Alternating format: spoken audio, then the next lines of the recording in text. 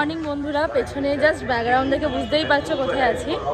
তো আজকে হচ্ছে 2nd মার্চ অ্যান্ড শনিবার।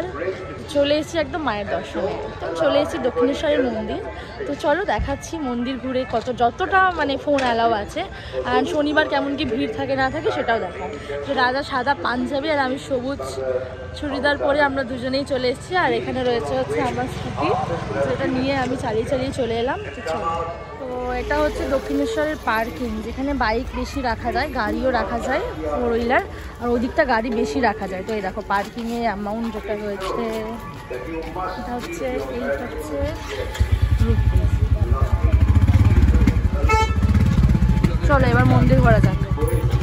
এটাই হলো দক্ষিণেশ্বরের মেন গেট এবং ঠিক তার পাশে ডান হাতে রামকৃষ্ণদেবের যতমত ততপথের বাণীটি উল্লেখ রয়েছে।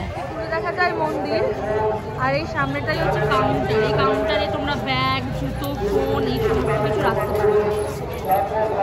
আর ঠিক এই দিক থেকে চলে যাচ্ছে মন্দিরের এন্ট্রি লাইন।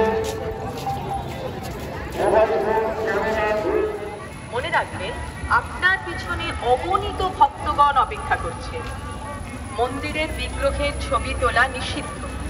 মন্দির প্রাঙ্গণে ক্যামেরা। এটা দক্ষিণেশ্বরের মন্দিরের প্রসাদালয়। এখানে সমস্ত রকম দোকান রয়েছে প্রসাদের। তো বেশিরভাগ আমরা 51 নাম্বার দোকান থেকেই প্রসাদ নিয়ে থাকি। তো আমরা সেখান থেকে বাটাটা কিনে নিই।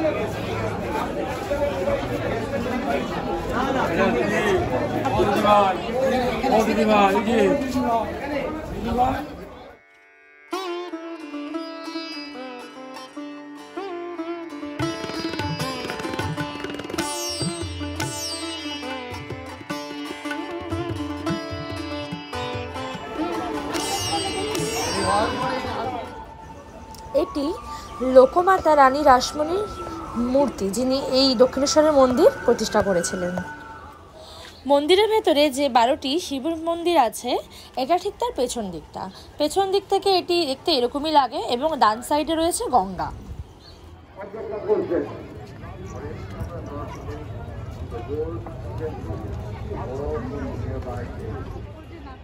গঙ্গার ধার ধরে ঋষিমুনিদের কিছু এরকম স্ট্যাচু করা রয়েছে।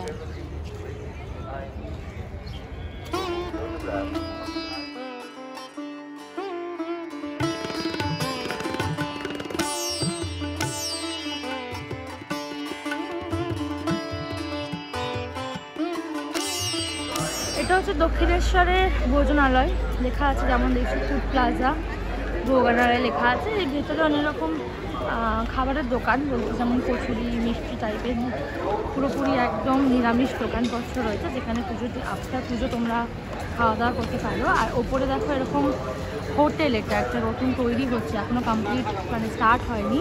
তো মনে হয় এটা তৈরি হয়ে গেলে শরণার্থীরা এখানেই রুম নিয়ে থাকতে পারবে।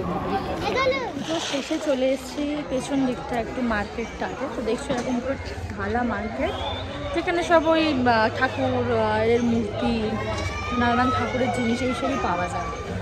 জাস্ট এরকম।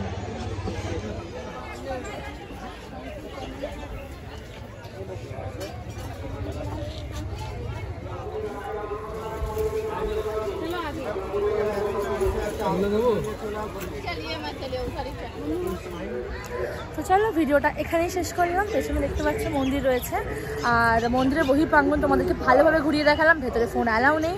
চলে আসবো পরের ভিডিও নিয়ে। অবশ্যই এই ভিডিওটা লাইক, কমেন্ট অ্যান্ড সাবস্ক্রাইব করবেন। বাই, দেখা হচ্ছে আবার আমার সাথে।